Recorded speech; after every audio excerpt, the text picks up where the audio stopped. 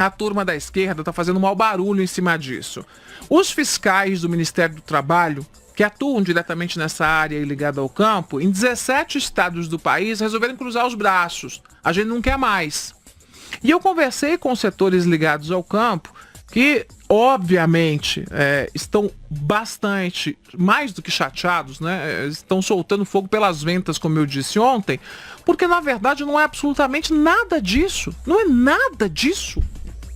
Tá tudo errado, estão vendendo uma coisa que não existe. Isso não existe. O que aconteceu foi simplesmente deixar as regras mais claras e impedir, por exemplo, que questões ideológicas signifiquem uma multa danada em cima do produtor rural, que é quem coloca a comida na mesa do brasileiro, que é quem coloca a comida na mesa do brasileiro.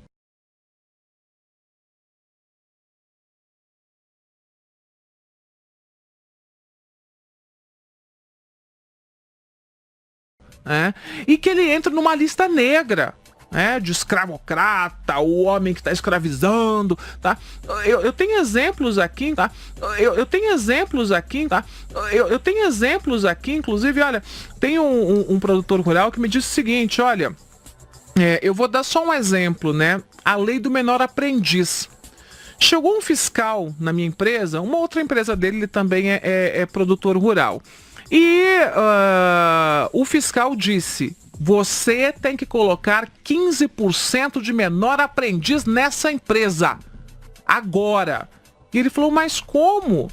Se 90% dos meus funcionários são serventes de obra, não tem menor aprendiz de servente de obra. Coloca a criança para carregar tijolo. Não tem. A lei proíbe.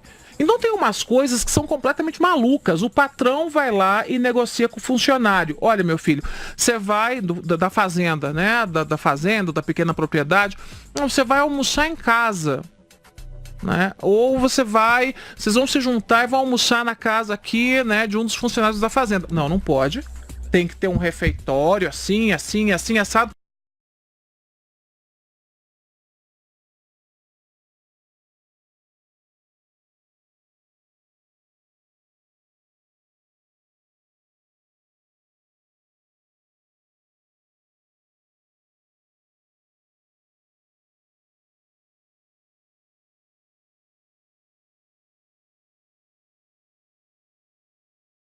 Foi acordado entre patrão e empregado e nada tem a ver com trabalho escravo.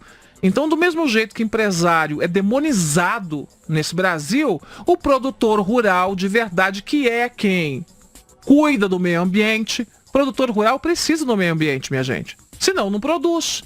Quem cuida de verdade, quem protege, mata, é o produtor rural responsável. Então quem cuida do meio ambiente, quem produz comida, o Brasil é o celeiro do mundo. Graças a quem? Aos produtores rurais. Eles estão sendo demonizados por conta dessa história toda, porque colocaram a pecha em cima.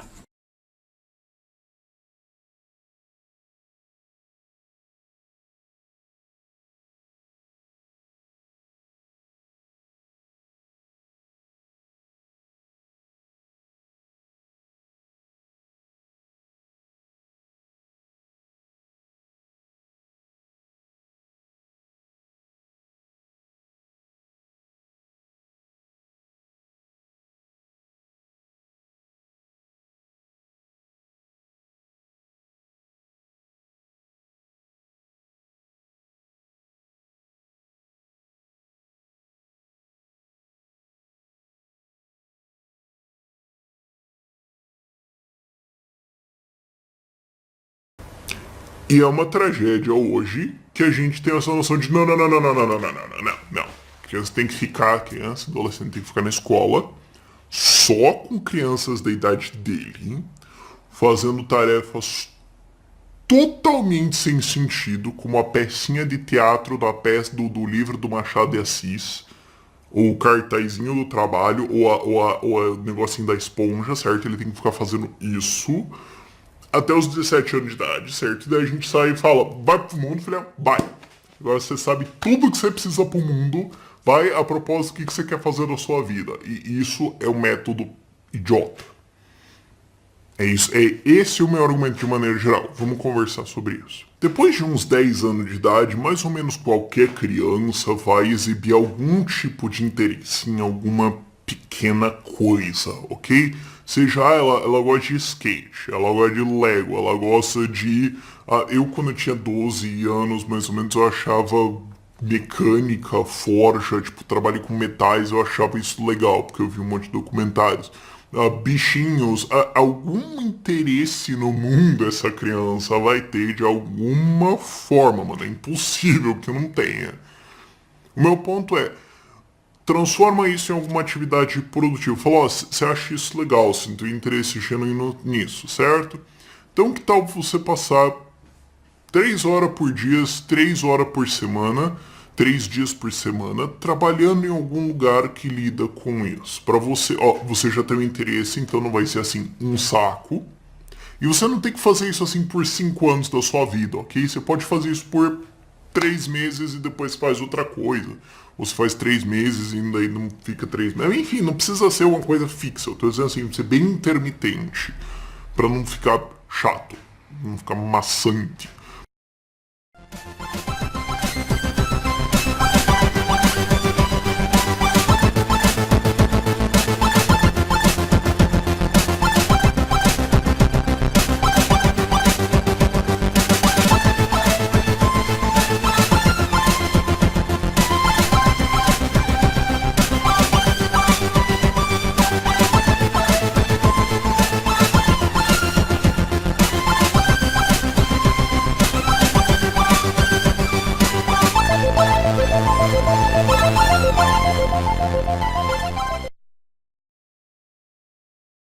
Em pleno século XXI, o governo baixou uma portaria que impõe grandes dificuldades para a fiscalização do trabalho escravo. A divulgação da lista suja, a lista das empresas que praticam trabalho, ações semelhantes ao trabalho escravo, vai ser a divulgação dessa lista decisão pessoal do ministro do Trabalho. E ficou mais difícil para os fiscais caracterizarem o que é abuso contra o trabalhador. Nos últimos 14 anos, 8 mil maranhenses foram resgatados em situação análoga ao trabalho escravo em outros estados brasileiros, segundo o levantamento do Ministério Público do Trabalho. O estado lidera o triste ranking nacional do fornecimento de mão de obra escrava. O Ministério Público do Trabalho também investiga atualmente 52 denúncias de trabalho escravo no território maranhense. Mês passado, 20 trabalhadores foram resgatados de uma fazenda na cidade de Vargem Grande. Eles eram do Ceará e estavam trabalhando na extração de cera de carnaúba. O dinheiro que recebiam mal dava para pagar as despesas com a alimentação. Peixes, arroz e outros alimentos eram estocados no local onde cavalos se alimentavam. A lista dos fichas sujas do trabalho escravo no Brasil, ou seja, quem contrata trabalhadores e os submete a condições análogas ao trabalho escravo, vinha sendo divulgada pelo Ministério do Trabalho anualmente. Agora, com a portaria publicada pelo governo federal nesta segunda-feira, esta lista só será divulgada com autorização expressa do ministro do Trabalho. A mudança foi criticada pelos responsáveis pela fiscalização. Segundo os procuradores do trabalho, essa mesma portaria traz ainda outras alterações que podem dificultar a identificação do trabalho escravo e até a fiscalização. A portaria também altera os conceitos que devem ser usados pelos fiscais para identificar o trabalho escravo, como, por exemplo, detectar o uso de segurança armada para reter os trabalhadores. Também será preciso que os fiscais estejam acompanhados de policiais federais e que seja feito um boletim de ocorrência depois do flagrante. Antes bastava um relatório. Todos os auditores fiscais do trabalho que se depararem com questões muito graves e que caracterizam o trabalho escravo contemporâneo, como, por exemplo, trabalhadores dormindo com porcos, trabalhadores dormindo com vacas, trabalhadores bebendo água suja em potes de agrotóxico, esses trabalhadores não poderão ser resgatados, porque a portaria condiciona o resgate à restrição da liberdade física de ir e vir, ou seja, ao enclausuramento do trabalhador, ao aprisionamento do trabalhador. Em nota, o Ministério do Trabalho afirmou que a mudança promovida pela portaria aprimora e dá segurança jurídica à atuação do Estado brasileiro. Para entrar na lista suja vai depender da opinião do ministro, opinião política, e não mais uma opinião técnica. Todos esses 3 elementos, principalmente, são escandalosos. De uma certa maneira, ele tenta conseguir pela via administrativa, um decreto, uma portaria, o que não conseguiu através da lei. Os procuradores do trabalho dizem que as medidas chegam no momento em que o governo federal tem reduzido o volume de operações de combate ao trabalho escravo por falta de orçamento. Em Mato Grosso do Sul, de janeiro até agora, o Ministério Público do Trabalho conseguiu resgatar 20 trabalhadores em condições semelhantes à escravidão. No estado, o número de operações, segundo o Ministério Público, foi reduzido por falta de dinheiro. A última fiscalização foi feita em abril deste ano no Pantanal. Até o momento, os procuradores do trabalho não têm previsão de quando uma nova operação será feita no estado. Em Mato Grosso, 156 trabalhadores foram resgatados em 2017, mas há 4 meses não há operações. No Tocantins, as últimas operações foram realizadas ainda no começo do ano. Nesta fazenda em Arapoema, os trabalhadores ficavam alojados em um curral.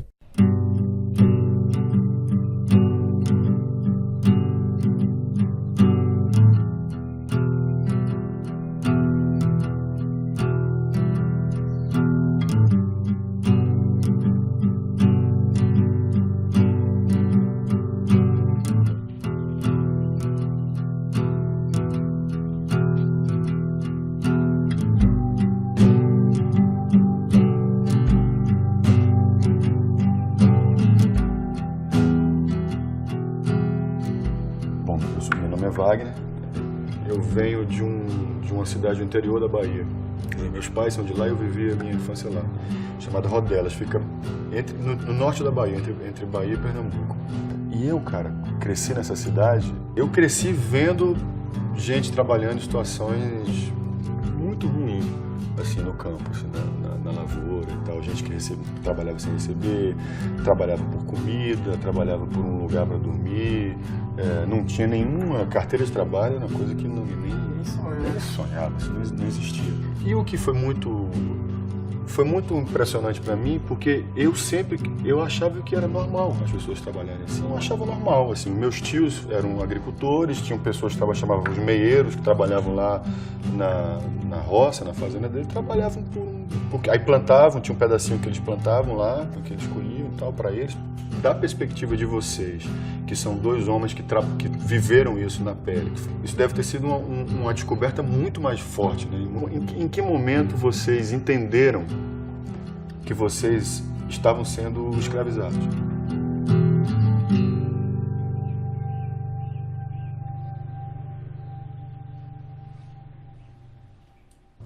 Meu nome é Judimar, eu sou do Mato Grosso, moro em Acorizal. Eu trabalho desde novo, né? Meu pai eu comecei a trabalhar cedo, né? Acho que eu nem lembro quando eu comecei a trabalhar. Criança. Porque nós fomos criados nesse meio, né? Achamos que isso era normal, né? Que, nós vamos viver, vamos crescer, é a condição que Deus deu para nós, nós vamos viver disso, né? Eu só fui descobrir quando fui resgatado. Porque, igual você falou, a gente tá lá, a gente tá trabalhando, a gente não... Ganhando seu dinheiro. Ganhando dinheiro. E, quando tem dinheiro, né? Porque o meu caso era, você trabalhava e ficava dinheiro pendente. E eu era de menor, 17 anos, aí eu ia pra trabalhar de servente, tipo, é um auxiliar, né? Você não tem profissão, aí você vai bater uma massa, carregar um tijolo. E aí, se eu reajuntasse no dia uma casa, eu ganhava R$100. Eu comecei com 7 anos de idade, comecei em 89. 89. Você está com quantos anos agora? 44. Eu vim parar de cortar cana em 2011. Que foi quando você foi resgatado? Foi. Como foi o resgate? E quando chegou a Polícia Federal, o Ministério do Trabalho, eu falei assim, que trabalho escravo? O que você está caçando aqui? Você quer tirar trabalho da gente? E eu fiquei, não eu só, mas claro, muita uma gente... certa revolta com aquelas pessoas que estavam ali para tirar o seu trabalho, né? Aí, num certo momento, eu fiquei nervoso com aquilo. Eu falei assim, pô, velho, se vocês vêm tirar o único trabalho que a gente tem na região... Claro. Como é que era o pagamento? Como é que vocês recebiam? Olha, no meu caso, era meio complicado. Eu trabalhava um mês, sem pegar nenhum dinheiro. Direto? Você estava lá, trabalhando sem parar, né? Os 30 dias do mês. Tinha hora de trabalho? Não, a gente pegava até às 6 da manhã, parava só meio-dia, na hora que o sol estava quente, almoçava, 1 hora pegava de novo e continuava até às 6, às 7. Na hora que o sol descia mesmo, a gente parava.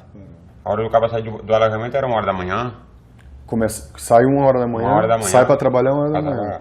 Tinha vez de chegar 8 horas, 9 horas da noite. Aí então você já chegou a sair do alojamento 1 hora da manhã e trabalhar até 8 horas da noite? Até 8 horas da noite. E aí o cara tinha que comer rápido também, né? Tem que comer rápido e... Porque se não ganha. E tinha serviço diário, né? Fazia muita diária, né? Trabalhar, por exemplo, cerca, mexer com gado, roçar pasto, carpir. Todo esse tipo de serviço eu já passei, né? Barraco de lona, dormindo, não era alojamento, era um barraquinho feito a tarimba, e a gente dormia debaixo, tomava água de rio, mas aonde eu trabalhava, eu não vi o dinheiro. Exemplo assim, que sempre eu trabalhava e eles falavam assim, ó, você tá devendo isso. Aí eu enganado, bobo, criança, e eu deixava o dinheiro. Aí Eles diziam que era o quê? Dívida do alojamento, da comida? Dívida de comida, de levar. Aí cobrava um valor de levar a gente embora. Aí cobrava valor quando era para trazer de novo para o trabalho. Tinha gasto com IPI, que nem era IPI, era só foice. Uma ferramenta. Ou seja, a ferramenta eles cobravam. Eles cobravam a ferramenta. Tinha lima também, a gente tinha que pagar do nosso bolso. Pagar do seu bolso. Ou seja, você trabalhava, dormia no barraco, bebia água com os bichos, comia uma comida que tinha ali, trabalhava da hora que acordava até o sol baixar e no final do dia você estava devendo. Estava devendo. Isso foi por um bom tempo. Você já viu alguém desmaiar pro trabalho? Já vi desmaiar e já vi morrer um perto dele. Morrer de esforço? De esforço. Ele caiu porque ele teve que bater para ganhar mais que os outros, né? Aí eu cheguei e já falei pra ele, rapaz, não faz uma coisa dessa não, rapaz, vai te matar. Ele disse, nada, filho. Pegou e bateu mesmo. E ele já estava mole, você sentiu que ele... Aí eu disse, rapaz, vai te sentar, rapaz, fica na sombra aí. Aí ele disse, rapaz, minha vista escureceu, eu também fui aí no pé da cama. Aí eu corri, chamei o menino lá, digo, o cara acabou de morrer ali, deixa eu te conversa, rapaz, fechou de gente, já estava gelado. Morreu estancado, aí o outro morreu dentro do alojamento. Na hora da janta, na hora que pegou a janta pra jantar, e já fez escorar na cama lá. Aqui na usina de pipoca mesmo. Que eu falo que eu não tive infância, que eu tive que trabalhar. Onde eu tô na minha vida hoje, eu vejo, olhando para trás, eu vejo que a gente tava no trabalho escravo. O que é que você sentiu nessa hora? Que você começou a entender, falei, peraí. O que eu senti e sinto até hoje, assim, quando eu penso no próximo, é tristeza, cara. Você tem horas que tá sendo humilhado, né? E humilhação, cara, pra quem já passou é doído, hein? Porque o que eu passei, muita gente olha assim e fala assim, trabalho escravo. Começa a jogar na cara, mas a humilhação fica guardada lá dentro, como se fosse uma cicatriz. Mesmo você passa a mão no braço, você tem uma cicatriz, você vai ver, você vai sentir, você vai lembrar aquilo que aconteceu com você. Vocês sabem que o Brasil tem uma definição de trabalho escravo que é muito moderna com relação ao resto do mundo. No Brasil é considerado trabalhador escravo quem é forçado a trabalhar, quem trabalha por dívida, quem trabalha em jornada exaustiva de trabalho, como é o caso do Boa Frias, e quem trabalha em condição degradante, como é o caso onde você morava, comendo com bicho. E tem gente que diz que a jornada exaustiva, por exemplo, é uma bobagem, as pessoas têm que trabalhar mesmo. Você que presenciou alguém trabalhar até morrer, né? O que é que você tem a dizer? Rapaz, eu nem sei explicar direito, porque nós não tivemos a oportunidade de estudar. Nós andamos assim, passando uma placa, a mesma coisa de passar um cachorro assim, que não tá vendo nada, não sabe de nada. Nós não sabe ler. Ler vai ser um pouquinho agora, do tempo pra cá, tá com o quê? Do curso que nós fizemos lá também. Aí lá foi que deu uma melhoradinha mais. Você acha que um próximo passo, talvez, para o seu crescimento como homem e como trabalhador, seja talvez começar a entender melhor o que está acontecendo aqui em Brasília? Vocês sentem essa necessidade de acompanhar mais o que está acontecendo aqui? Eu acredito que sim, porque eu mesmo, que nem você perguntou se eu tô sabendo, tô acompanhando, eu tô por fora. E quando eu fico sabendo, que nem eu fiquei sabendo isso por você, eu levo um choque, né? Olha, mas não é só você que tá por fora, não. Muita gente tá por fora. Não é só você, assim, não. Sabe, se todo mundo saber, ser informado, eles não vão aprovar esse tipo de lei que eles estão fazendo em Brasília, né? E hoje o Brasil é pobre de informação, né? Todo lugar é pobre de informação.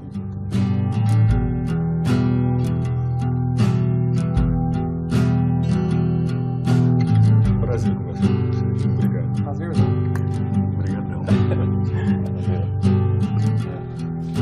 Acaba bom. Eu agradeço.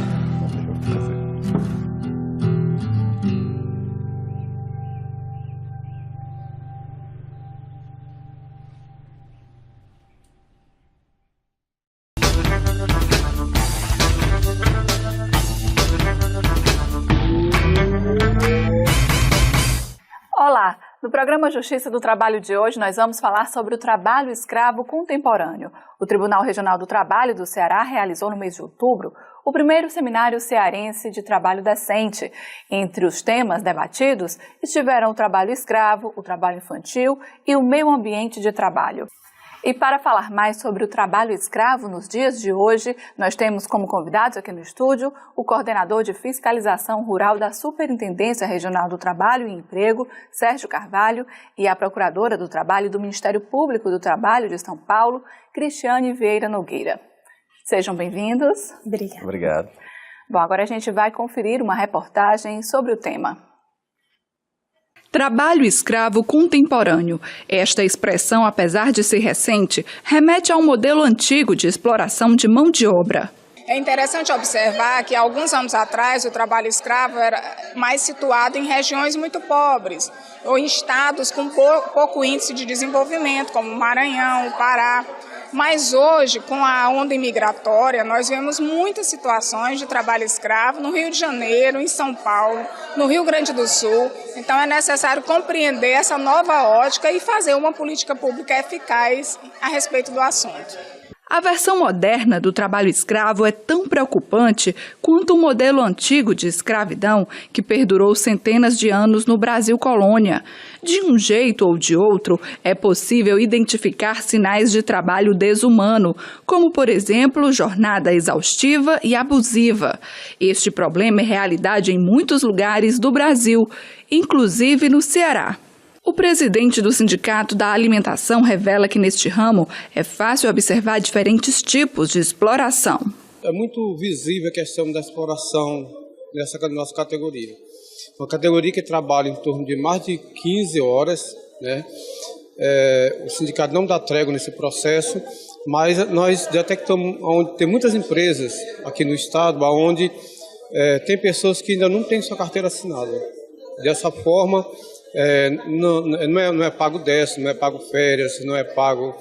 o seu direito que era para ser pago um trabalhador normal. Este ano, o Brasil completa 20 anos de combate ao trabalho escravo. Desde 1995, quando o governo brasileiro reconheceu essa violação de direitos humanos no país, cerca de 50 mil trabalhadores foram resgatados em condições degradantes de trabalho. A Justiça do Trabalho mudou muito a sua visão dos problemas. Antigamente nós recebíamos os problemas nos processos para decidir. Hoje nós estamos tentando preveni-los, não só para diminuir o número de questões, mas principalmente para salvar vidas. Bom, para a gente começar esclarecendo, né, o que caracteriza o trabalho escravo? Cris? O trabalho escravo contemporâneo, ele é um pouco diferente da imagem que se tem do trabalho escravo clássico, que é aquele do negro, o trabalhador negro acorrentado, com restrição de liberdade. Ele vai ultrapassar um pouco esse quadro.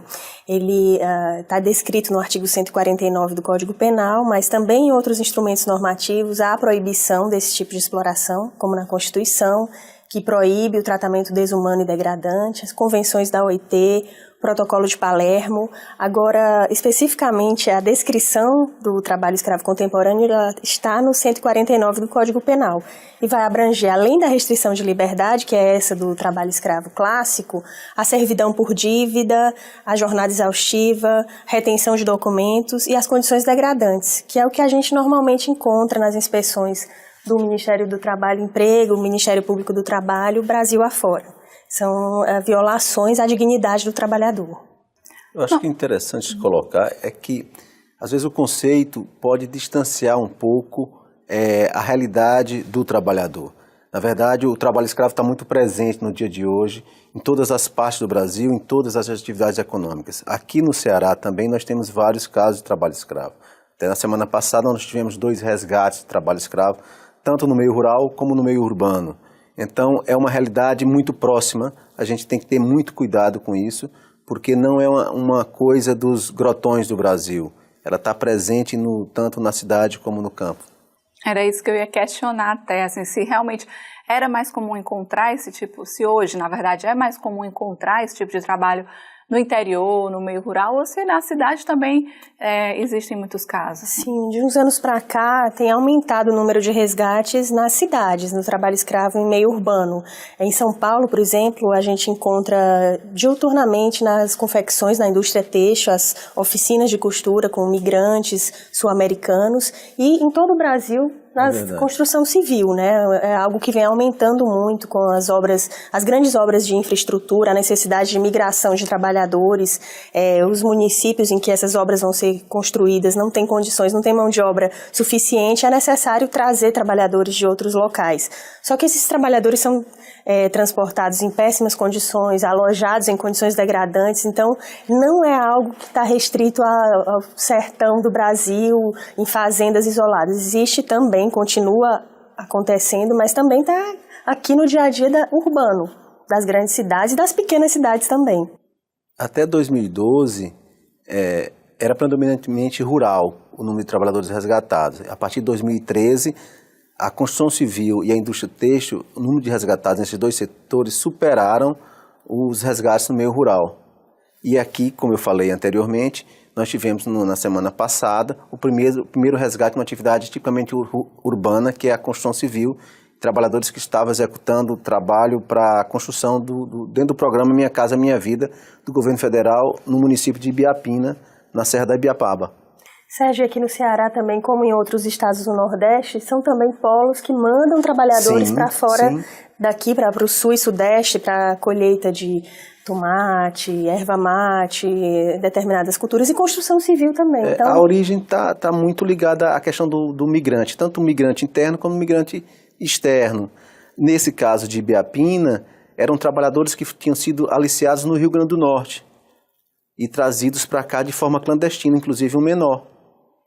Aí, quanto a questão do imigrante estrangeiro, tem uma predominância em São Paulo, com a presença dos sul-americanos, da Bolívia, do Peru, do Paraguai, que trabalham em condições muito, muito precárias. E, recentemente, a gente tem tido notícia de trabalhadores chineses sendo resgatados nas pastelarias no Rio de Janeiro.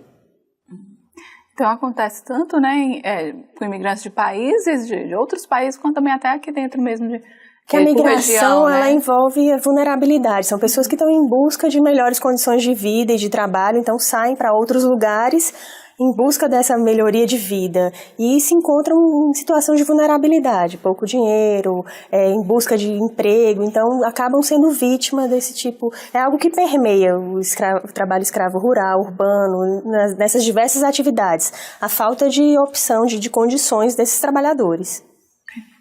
Bom, a gente vai fazer um rápido intervalo e volta daqui a pouco com o programa Justiça do Trabalho.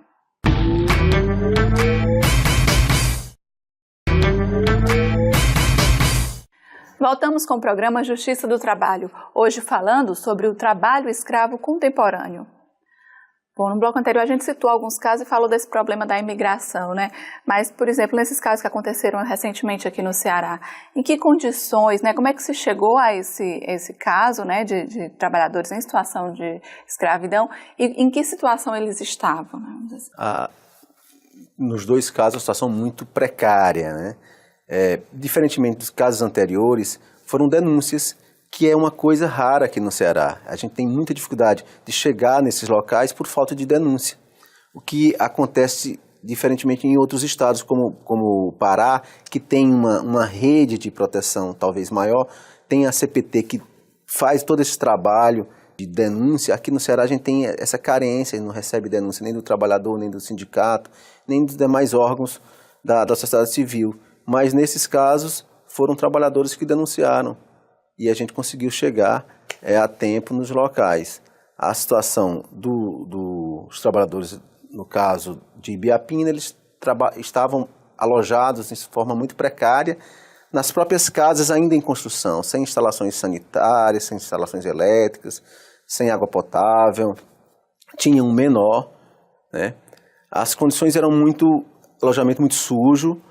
E no outro caso de coco, de produção de coco aqui próximo de Fortaleza, na zona rural de Pentecostes, os trabalhadores estavam alojados, inclusive, no curral de gado. Então, é uma situação muito que afronta a dignidade do ser humano.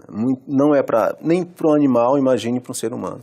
É isso que o Sérgio está falando, é o quadro que a gente normalmente encontra. É muito mais raro no trabalho escravo contemporâneo encontrar restrição de liberdade.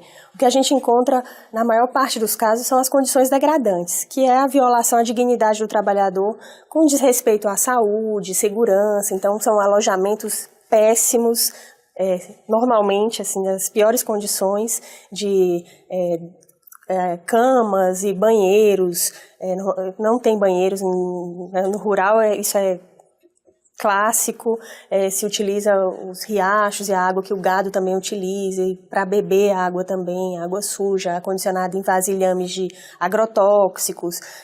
No trabalho escravo urbano a gente encontra fiação exposta, moradias coletivas, falta de banheiro. Então é esse conjunto que vai caracterizar as condições degradantes, a violação à dignidade do trabalhador. Além da falta de alimentação farta e sadia. No caso desses de Biapina, os trabalhadores estavam sem fornecimento de suprimentos.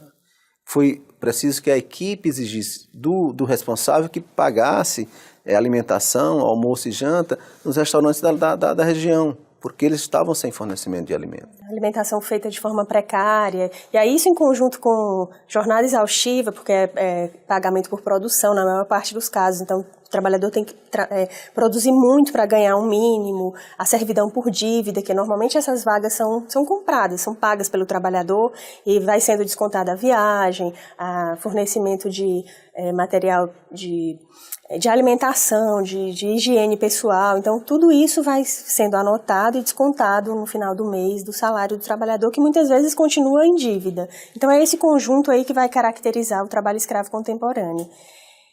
E outra coisa muito importante que o Sérgio falou é essa falta de denúncias aqui. Por isso que é tão importante a oportunidade da gente conversar e que isso seja publicizado, que a sociedade tenha conhecimento do que vai caracterizar o trabalho escravo contemporâneo, para que a gente, através de denúncias no interior do Ceará, na capital, a gente possa ter acesso aí nos grotões do Estado, onde acontece esse tipo de exploração. Aí a participação da sociedade civil é muito importante em denunciar, dos sindicatos principalmente, e do próprio trabalhador ter a consciência de que ele está sendo explorado, que ele é um sujeito de direito. Ele se submete desde o início a uma situação de negação de direito. Eles são transportados, no caso, em ônibus clandestinos que passam por estradas vicinais, burlando a fiscalização da Polícia Rodoviária Federal. Então, desde o início, você tem uma negação de direito, e chega no final é transformado numa coisa, né? É um objeto, não é mais... É pior do que o escravo clássico, que era uma propriedade do senhor de engenho, que tinha preocupação de manter aquela pessoa em boas condições de saúde, porque ela era uma propriedade, era um bem material dele. No caso do trabalho escravo contemporâneo, o trabalhador ele é descartável, um sujeito descartável, ele até trabalha num trabalho temporário, não precisou mais, bota para fora sem seus direitos, entendeu? Por isso é que essa situação se torna mais grave ainda. Você tem uma mão de obra disponível, desqualificada, sempre à procura da sobrevivência. Então aceita qualquer tipo de trabalho. E desconhece muitas vezes até os seus direitos. E desconhece seus direitos. Como é que tem sido a atuação do Ministério Público do Trabalho, da Superintendência, para tentar realmente combater esse tipo de prática? Acho que tem uma atuação muito conjunta. conjunta, desde que o Brasil foi obrigado a reconhecer que tem trabalho escravo, com a condenação da OEA na década de 90. Há os grupos de fiscalização móveis, que são coordenados pelo Ministério do Trabalho e Emprego, e dos quais o MPT, né, sempre participou desde o início. Nesses grupos há também a participação da Polícia Federal, da Polícia Rodoviária, atualmente também o Ministério Público Federal e Defensoria Pública da União participam, mas essa é uma das frentes. É verdade. Nas superintendências regionais, nas gerências regionais Brasil afora, as fiscalizações próprias do MTE e também atuações específicas do Ministério Público do Trabalho nos seus inquéritos civis, com condenações em ações civis públicas, condenação de indenizar pelos danos morais coletivos, porque no nosso entendimento é algo que viola não só aqueles trabalhadores específicos, mas toda a sociedade. Então é preciso que o Poder Judiciário e os tribunais do trabalho têm uma participação muito importante e efetiva nisso aí, que condenem para servir de exemplo não só para aquele empregador, mas para toda a sociedade. Vai virar um paradigma, é pedagógico também essa condenação.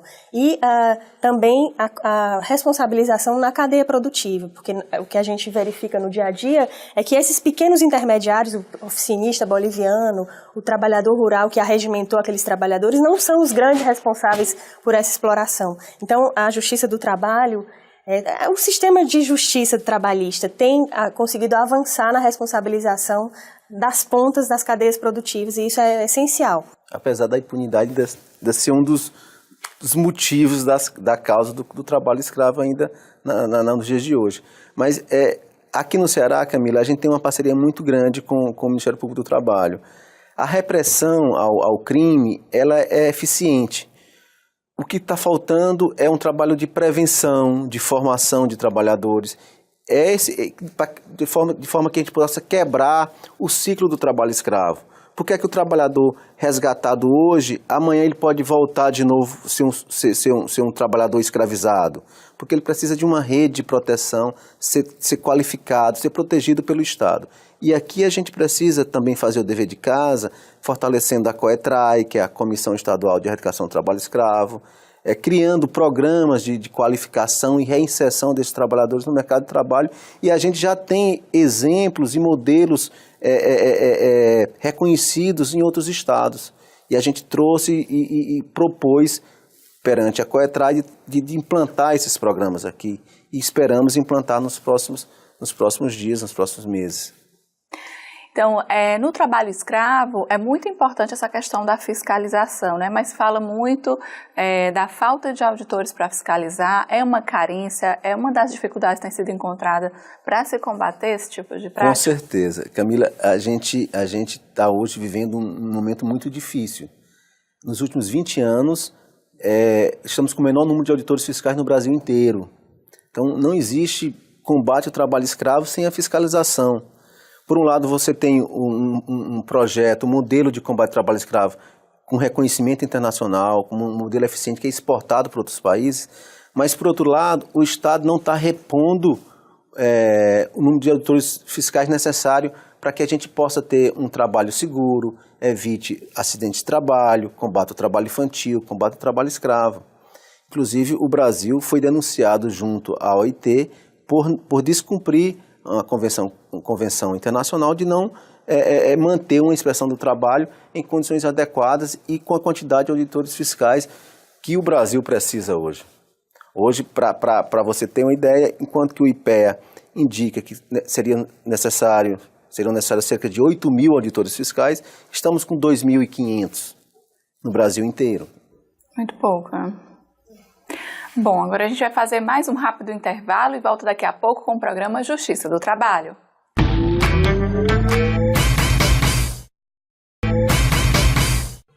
Estamos de volta com o programa Justiça do Trabalho, hoje falando sobre o trabalho escravo contemporâneo. Bom, a gente falou da falta de auditores fiscais, né? Mas que outros desafios estão sendo encontrados aí no combate a essa prática do trabalho escravo? Recentemente eu entrei na coordenação, a gente tem uma coordenação específica nacional no Ministério Público do Trabalho, específica para a erradicação do trabalho escravo, que é a CONAET. Então, temos a oportunidade de ver no Brasil inteiro os desafios dos quais você está falando e perguntando. Certamente, essa falta de auditores fiscais é algo muito grave, muito sério, e tem tido todo o nosso apoio nessa luta. Já houve o ajuizamento de uma ação civil pública para pedir concurso para auditores fiscais. Isso é muito grave.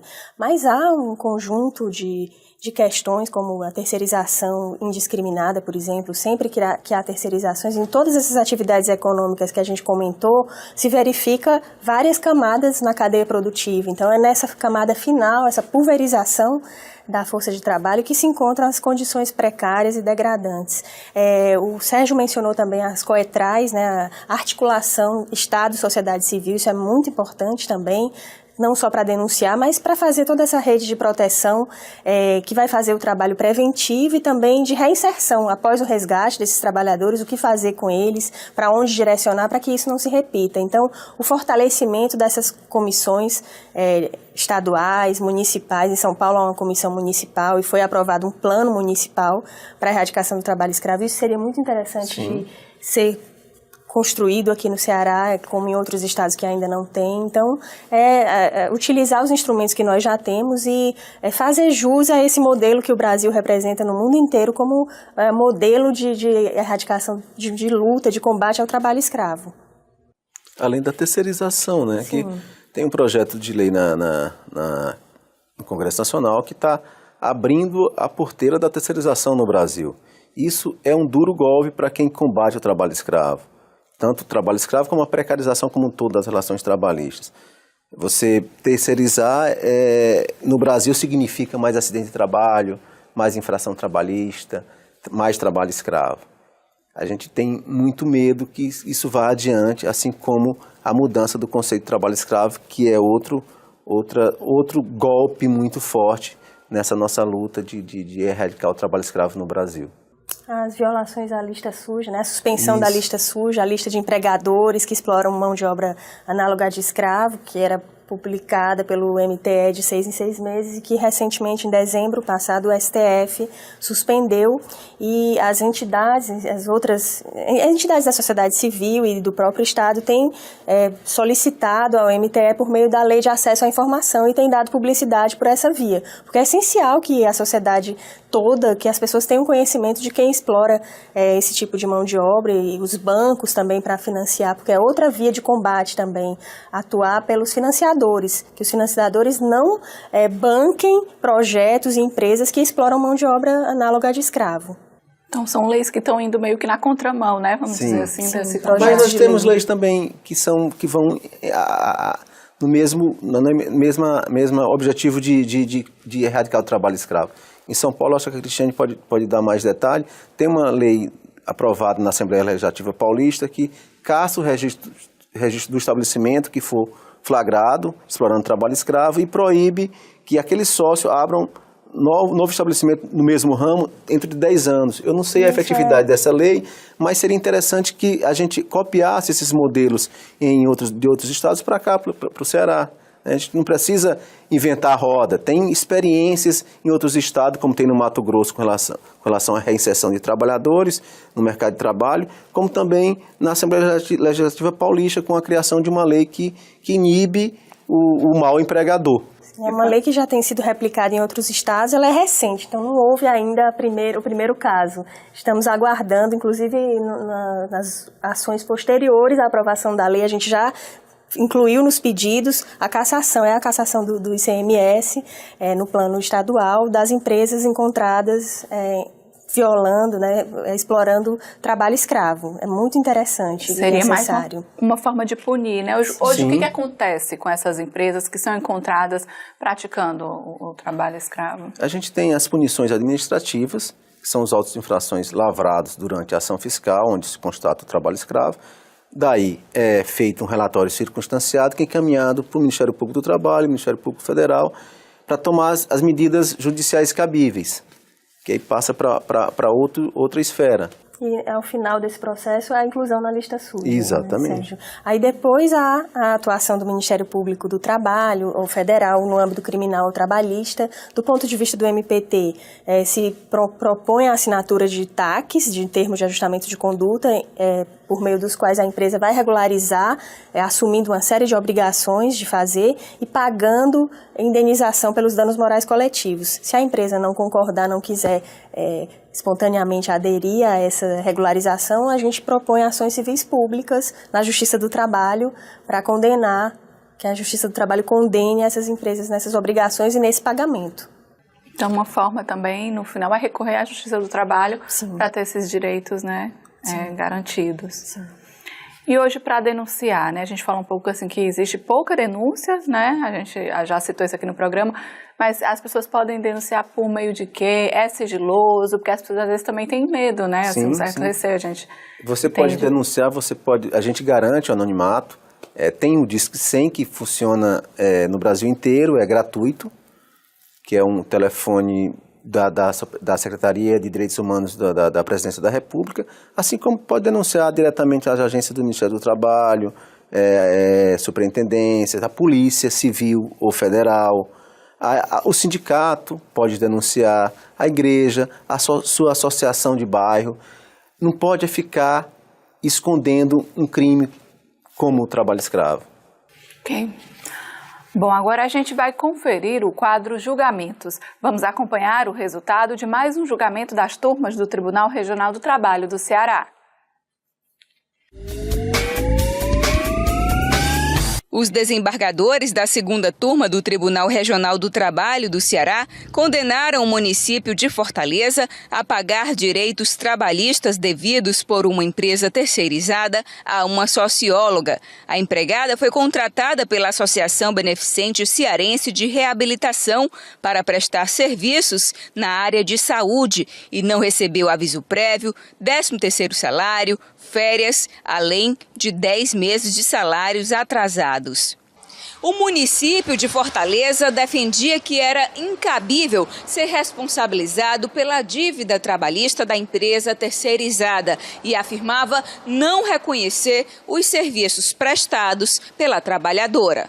Para os desembargadores, os órgãos públicos não podem, por desleixo ou descuido, permitir que empresas prestadoras de serviço desrespeitem a legislação.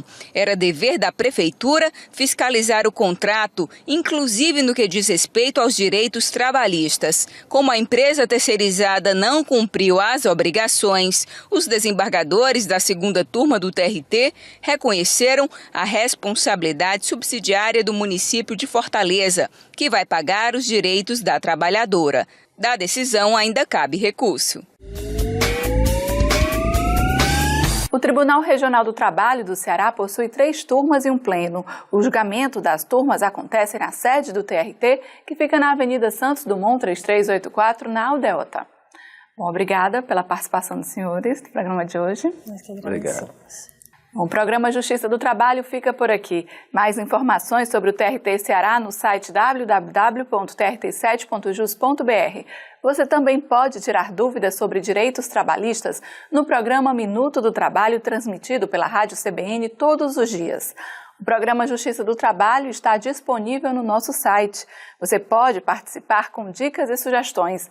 É só enviar para o e-mail justiçadotrabalho@trt7.jus.br ou ligar para 85 3388 9426. Até mais!